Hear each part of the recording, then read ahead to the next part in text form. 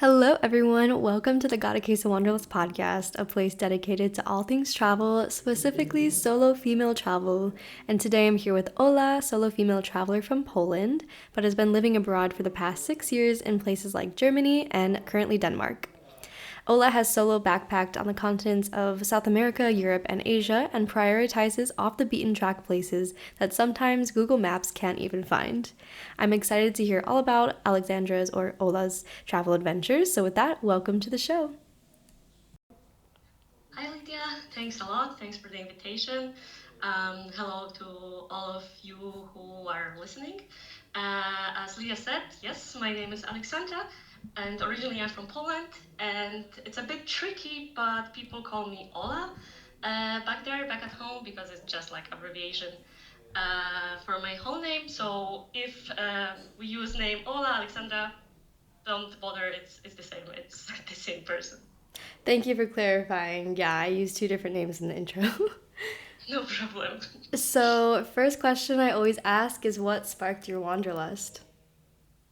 Hmm, that's a good question. And I think it all started back when I was younger. When I was a kid, teenager, I was really passionate about geography and also the mountains overall, like nature. Because when I was 9, my grandpa took me and my cousin to the mountains for the first time. And even though probably it wasn't the easiest experience for like 9 years older, I truly fell in love with hiking. I'm from a place in Poland which is rather flat. There are no mountains nearby, but nevertheless, this somehow kept me coming back to the mountains and hiking. And also, I think that the fact that as a kid I used to read like a lot of travel magazines from, I know, National Geographic, Traveler, and other nature related series. And I never really thought that, in 10 years or less, I would go and visit these places on my own. Like, I know that I would see Fitzroy or Torres del Paine or other magnificent places in Patagonia, and something that seemed super far away turned out to be much closer than I thought. So I think that was the thing, that the passion to geography, the passion to the mountains, and all of that brought me to the place where I am now. I love that. I absolutely love that how you grow up like imagining all these beautiful places you want to visit and then one day you're just living them and that's the magical thing Exactly. about just going after your dreams. So I'm so excited that you're in the travel crew now. And so I'm curious about your first solo trip. What exactly like did you learn from that whole experience? Mm, to be fair, I don't recall the proper first solo trip, because I remember I started traveling a bit when I was already 15, 16. Like, first of all, like within my country. Then I went for an exchange to Germany when I was 16, but just for 2 months. But what I can actually, maybe the story that I can tell you is the first time I hiked solo. And I would also say that this was one of the first solo trip experience, because it was back in 2017, when I was still actually 17. I hope my parents are not listening, but at the time, I went to Germany just for the summer to like work a bit, and in the free time, I used to go to the mountains, because I also like later on used to live in Munich, and you can just take a bus or a train and be in an hour or two in the mountains. So one day I decided I will climb slash hike the highest mountain in Germany, named Zugspitze, and so I did. Well, being 17, I mean, I would say already with some preparation, and obviously, I've been hiking since I was a kid, so I knew how to prepare for this kind of hike and so on. But that was also an overnight hike, so that was new for me, and it was definitely challenging. But basically, sometimes when I think about it, I wonder if I would do it again. I guess yes, but like looking back, I was like, oh my god, she was brave and crazy. Because basically what I did is like I took a bus from Munich. On board, I met like a girl that told me that while camping is kind of allowed. I don't want to spread fake news, but I knew that I could like sleep in the mountains, because I wanted to book a shelter before, like a refuge, but there were like no spots left. So I obviously checked all the maps and everything. It was like back in the time that I didn't really use any hiking apps such as Komoot or whatever that I use now. So I just like basically screenshotted all the maps or the information that was needed. And I started hiking, I think that day around 5 p.m. or something. It was summer, so the sunset was late. I reached the refuge, which was on, I don't want to lie, but I think 1,300 meters. Uh, like afterwards, I found out that actually they are obliged to take you in if there are no spots. But at the time, I was like, okay, I won't bother. I found some hammocks, so I just slept outside. Sleeping is maybe a bit too much of a word because I didn't really fall asleep because I was afraid not even of people, but like animals or something. Even though like in Alps, there are not that many wild animals, but I remember I was in that hammock hearing some kind of noise and I was like, oh my god, something will attack me. So basically, after 5 hours of not very like well-rested night, I decided to start hiking again, and I saw some other hikers. Zugspitze is around 3,000 meters. It's like 2,962 or something. So I still had more than 1,000 of elevation gain. So I headed off very early, I think around 5, after um, steep ascent of, I think it took me like 2 hours to the next refuge and then maybe an hour and a half to the next.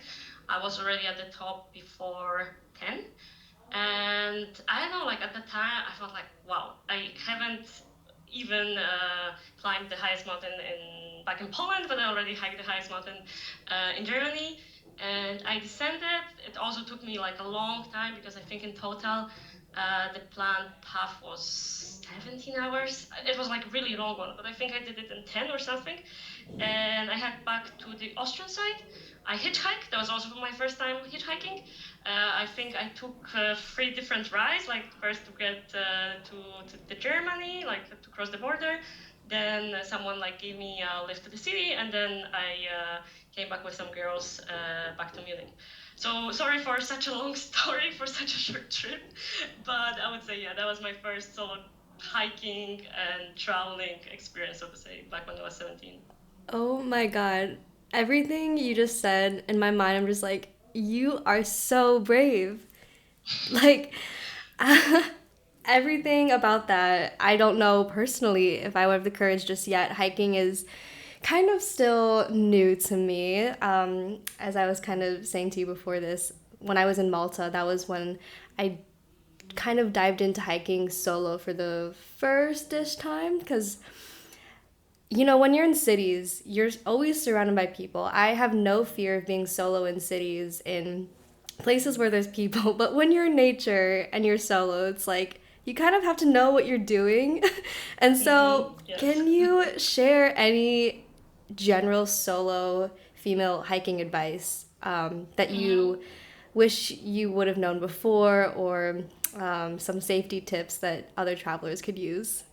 Yeah, obviously. And as I said, I mean, thank you for the appreciation of being brave. But maybe, well, as I said, I think I was prepared. But if I could turn back time, I would have been maybe a bit more responsible because that's a very important point in the mountains. That you have to know what to do. Like this type of hike, I wouldn't recommend for like beginners because it was like already in on a high altitude or like in Alps you have also way shorter and more beginner friendly paths. So first of all, like you should know your body, I would say, and you should know like more or less what your skills are, also in terms of like stamina, endurance, and so on.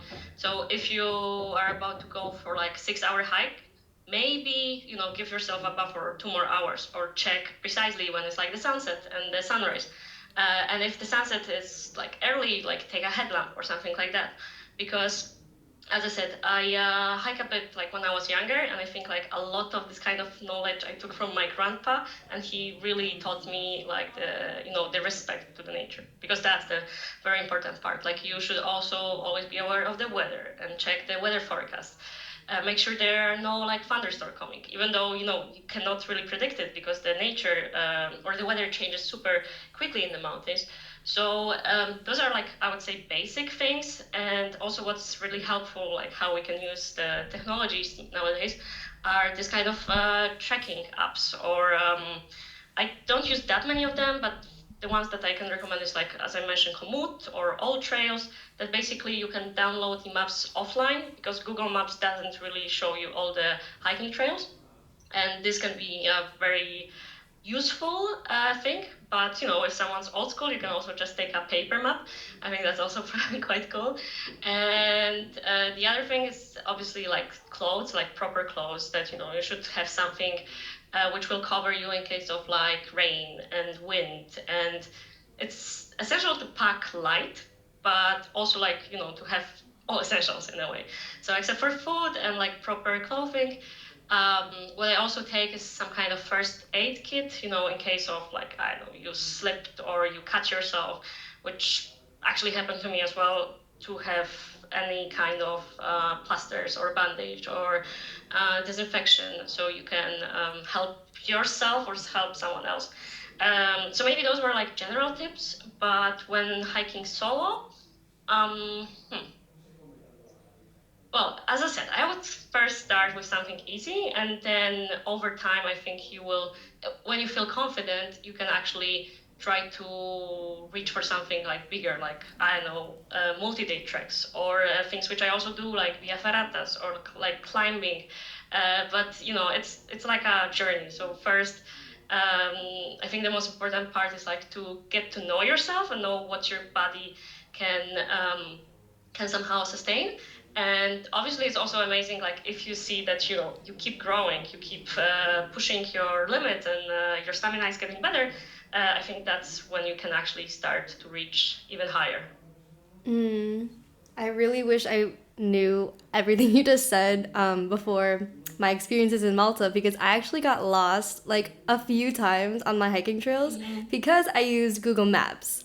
Google Maps did me so wrong. It led me to like private property that I had to trespass and just getting lost in like literally like a mountainous kind of area. Luckily, it was on the coast, so I just followed it hoping that I'd find a street, but yeah, I think downloading apps specifically for hiking is really helpful. But like Yeah. follow-up questions would be if you don't have signal, you don't have anyone else to rely on, do you have backup plans or like an emergency kind of situation like prepared beforehand? Hmm. So as I said, I never really did multi-day treks alone. I did this kind of treks like back in Patagonia, like for example, the famous W trek, or I did kind of recently also a trek in Peru, but it was like with friends, so it's also like a bit different. But if I go solo to the mountains, yeah, it's as you mentioned, you don't really have reception, or sometimes you don't know if you will meet people. So I always tell someone, like my friends, my family, where I'm heading, or it's also good to, I don't know, as I said, estimate like roughly how much time you need. And in case you won't make it time, take some kind of headlamp, for example, as simple as it is, or power bank in case like your phone is if the battery is running low. Because from my experience, at least in the Alps, you usually have signal or you usually meet some people.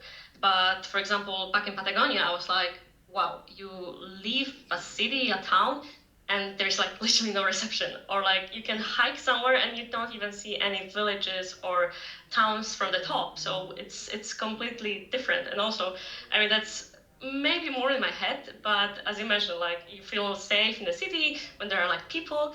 I'm sometimes a bit afraid of like wildlife, even though I know the chances are super low that something can happen. And I never really hike in the areas that there's high risk of, I don't know, bears, like for example in the United States. So for that, I guess you have other kind of precautions. But from my experience, I would say just some kind of like headlamp, power bank. There are the special SOS devices. As I said, personally, never use them, but uh, especially if you plan like a multi-day trek, I think that's very crucial. So you can communicate with others. Yeah. Okay, that's very helpful. Thank you for sharing. And I want to talk more about Patagonia. So, Patagonia is a dream for so many people I know. Can you share any interested travelers like advice they should know beforehand, and like how was that whole experience for you? Of course. So just to give some background, as mentioned before, I traveled across South America back in 2023 for 4 months. It was mostly like solo trip, but I also visited some friends in Brazil, in Argentina, Chile. But Patagonia, I did, so to say, completely on my own. But the thing was, like, I started in Ushuaia, which is southernmost point on the planet. Like the actually on the other side of a big old channel, there's something. There's a town called Puerto Williams, which is even further, but Ushuaia kind of has this title because down there there's only Antarctica left. And from there, I started heading north, and I spent almost a month. I think it was like around 4 or 5 weeks. And it was at the turn of March and April 2023. And what I have to say, I think I was super lucky in terms of like weather and also timing, because when I went there, Argentina was super cheap for tourists. Obviously, not for the locals, but at the time, it was extremely cheap. And I know some people who traveled Argentina, Patagonia recently, and I know it's not the case anymore, because I used to say that Patagonia is not as expensive as people may think. And unfortunately, I'm not able to say how it's right now, but back when I was there, it was really reasonable. And so the whole like trip didn't cost me that much, and especially like, okay, Patagonia was a bit more expensive than the rest of Argentina, but at the time it was yeah, it wasn't that pricey. So I started my journey in Ushuaia, and I actually already met some travelers back there, like in a hostel or on treks. And the funny part was that I kept traveling with more or less the same people for 4 6 weeks, because a lot of people follow the same path, like going from Ushuaia to, I don't know, then Punta Arenas, Puerto Natales in Chile, El Calafate, El Chalten in Argentina. And you basically kind of uh, stick to the same, I don't know, like tourist Yeah, like the hotspot. backpacker And trail. exactly, like the backpackers points. But after that, I also did maybe something which is a bit less known. It's like a actually quite famous route, but not among Europeans or backpackers, called Carretera Austral. And I did like a road trip with a group of, so to say, three strangers at the time that we met maybe like a week before, and we decided to head off on that big adventure together. So we drove from El Calafate via Chile and like a lot of small villages up to San Carlos de Bariloche, which is like at the end of Patagonia. But yeah, that's about the route. But coming back to the topic, so basically Patagonia is huge. So a lot of people think that Patagonia is just, the national park in Chile called like Torres del Paine, where there's the famous like mountain, with three peaks, kind of similar to Trecime in Italy, or like Fitzroy in El Chalten. But there is so much more. Like the region is huge, and overall, like South America is so huge. And I think what really hit me was like this, you know, this kind of undiscovered like wilderness. Like obviously you have places that are more touristy, but overall, like there is so much like area, and like there's a step on the Argentinian side. It's like you can drive for 600 kilometers and maybe pass like two villages, and it was like wow, just shocking how much of like a nature or like space is there. Um, but I've been talking for so long. What was the question? How did you plan this trip? Like what was your planning Mm. process? Well, my planning process was that I knew that I'm flying to Brazil, because that was the first part of a trip, and I'm staying with a friend of mine. And afterwards, we went to Brazilian Carnival, so it was also an amazing experience to go to a carnival with actually Brazilians. But afterwards, I just knew that I want to visit Argentina, Chile, and go to Patagonia, but I didn't plan that much ahead. And the thing was that I knew about the spots that I just told you about, so Fitzroy, Torres del Paine, and so on, but I didn't know, for example, about Ushuaia, or I didn't know about Carretera Austral. And all of that stuff I discovered while traveling, either Mm. listening to other travelers or talking to locals. And I think that was one of the biggest like takeaway from the trip, that just be open and like listen to people, because especially in South America there are a lot of places which are not even listed online, or what you said, they are not even on Google Maps. And I think that was the key for how I planned this journey, was just like being open and talking to people. If someone told me, hey, there is this amazing trek in El Chalten that no one really knows about, it's like, do it. Because basically, like, if you check something online and you see it like multiple times, the moment that you reach there, it's like, okay, I saw it already, right? But if someone just mentioned whatever random track that you never heard about, like, you don't know what to expect. And it's like, that's what makes it in a way special. And that's I think how the whole journey evolved, that I just had a brief plan, and I was mostly like open-minded and curious about where it brings me. So this is how it went. Okay. Yeah, like sometimes like the spontaneity of a trip makes the most memorable like memories that you look back Exactly. on. And so that's so awesome that you got to talk with locals. Was it a struggle communicating in English, or do you speak Spanish? Well, I do speak a bit Spanish. I always say I speak it well enough to survive in South America. But no, I mean, I also took some classes before the trip, after this trip. So it's still in process, so to say, work in progress. But yes, Spanish is very helpful, especially off the beaten track, so to say. At least knowing some basic in Spanish, it's super helpful. Okay. So normally we go into like a rapid fire round, but I am proposing a bonus rapid fire round if you're up for it. Sure. Based off hiking. So, number one, what is your favorite hiking trail? Ooh, favorite hiking trail. That's a very difficult question, and I think I cannot pick one. But I want to tell you a bit more about that trek that I did in Peru, because it was also maybe not the most obvious one, which is called Waiwash, and it's close to city or town more up north, like Huaraz, because I went to Peru in September 2024. I didn't even visit Cusco, which is like, the main thing, or like the main thing is to see Machu Picchu. I still have it on my bucket list. But from there you can go to do Inca Trail or Salcantay. But basically, when I was in Patagonia, I met, as I mentioned, a bunch of hikers and super friendly people with whom I stayed in touch. So this year I went to Peru with a friend of mine that I met back in Patagonia to do this trek. And the Waiwash is like 8 days. I think you can do it in 7 days, but also you have an option for 12 or something. But we did it 8 days trek, which was like in complete wilderness in a way. Like there weren't any like shelters or like huts.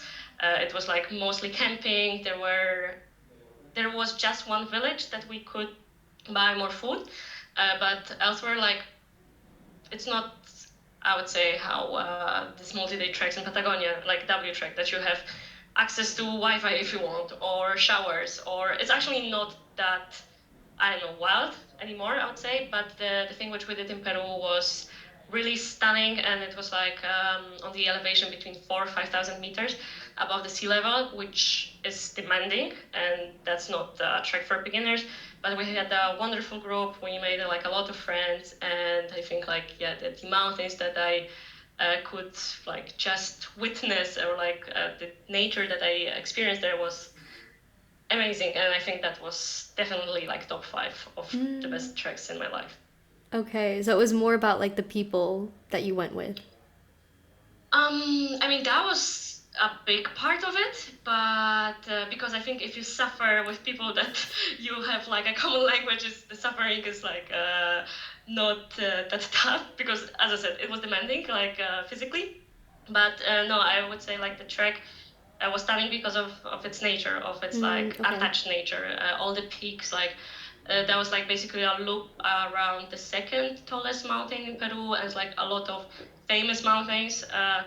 And like every day we saw something different, like stunning lagunas, like these mountain lakes, or like the snowy peaks, and all the passes that we did. Like as I said, we reached twice, I think, 5,000 meters. So the thing is, like, I still really want to continue my mountaineering journey and also reach higher peaks at some point. But well, at the moment I live in Copenhagen. But I think like in the nearest future I will try to like go more into that direction. Okay. And then, secondly, what is the most difficult trail you've been on? Hmm. So again, I think that one was not the most difficult, but difficult in terms of like you the breathing and everything is like completely different on such a high altitude, because you have less oxygen and everything, and you get tired way quicker.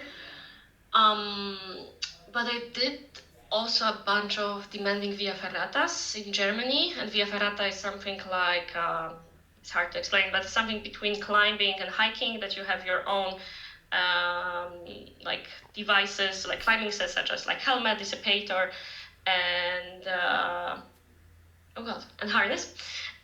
So for example, I did something like that where I was, on a wall with, um, and under me was like a piece of 400 meters or something. So that's difficult also like mentally, because obviously if you like make a wrong move, you won't die because you have protection, but still, like, you have to know what to do.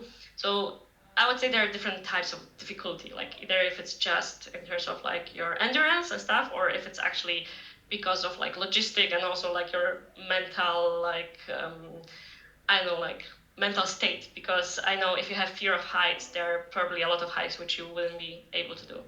Mm, okay.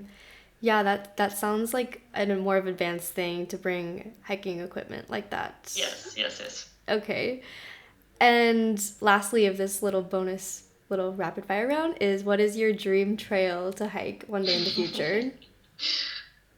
Oh boy, you ask really difficult questions with no simple answers. Um, I think hmm, I don't have a clear answer to that, but I would like to, as I mentioned, start hiking or start my journey with mountaineering, which means to hike something higher, such as like 7,000 there. There are some mountains in South America which I would love to climb or reach. I'm not so much like actually into climbing in Himalayas. I mean, don't know if it's because it got a bit too commercial or what, but also like when I was in Kazakhstan last year, I saw like how many mountains are over there. So I feel like I'm more attracted to the peaks that are not super commercial, not so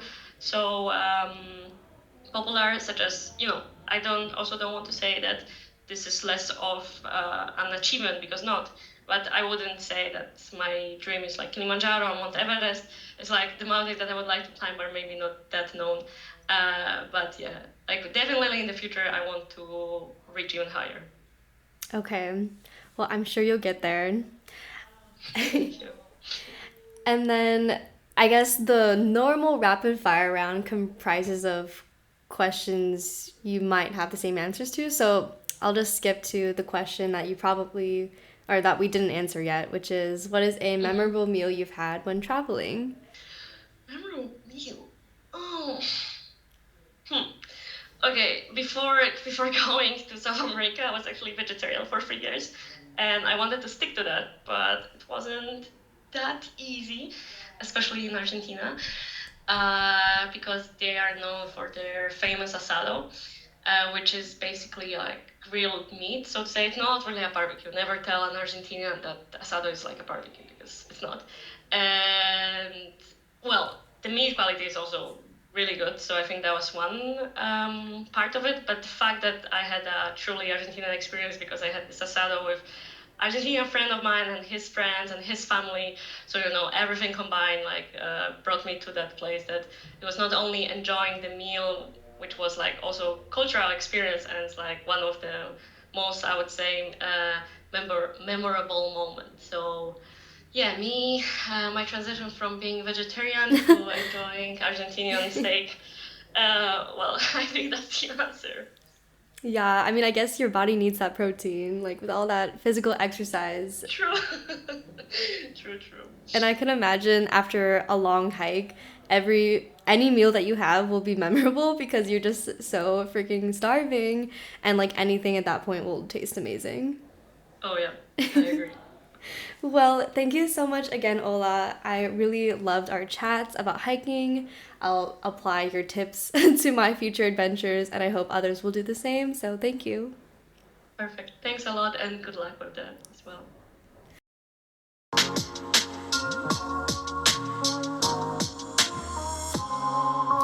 Thank you so much for listening to the Gotta Case Wanderlust podcast. Again, my name is Lydia, and you can find me on social media in the About section of this podcast. Please rate and review if you found value or insight from this, and I hope to see you in the next episode.